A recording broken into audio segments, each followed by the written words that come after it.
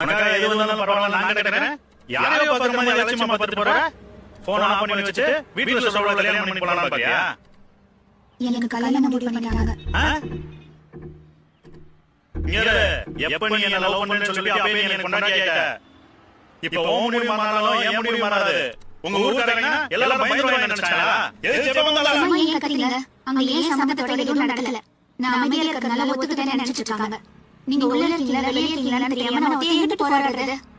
அக்கா சித்தி அத்தனை நாள் அவங்க மனமோட பேர்ல ஏன் முத்திய செலவு பண்ணாங்க? இங்க உள்ள இருக்கிறது கரையா தோச்சனை போறதுக்கு பிரச்சனை வந்த உடனே விட்டுட்டு போடணும்னு நினைச்சதுனா அவங்க பண்ணதுல காதலே கிடையாது. எனக்கு நீங்க தான் உசுன்னு நினைச்சிட்டு இருக்கேன். தைரியமா வீடே வந்து கேட்டு முறைப்படி கல்யாணம் பண்ணாலும் சரி, இல்ல அது சரியா வராது வாங்கியாவது போயிடலாம் வந்து கூட்டிட்டு போனாலும் சரி, நான் எல்லாத்துக்கும் ரெடி தான். ஏன்னா நானும் உண்மையா லவ் பண்றேன். இனியும் முடிவு நீங்க தான் எடுக்கணும்.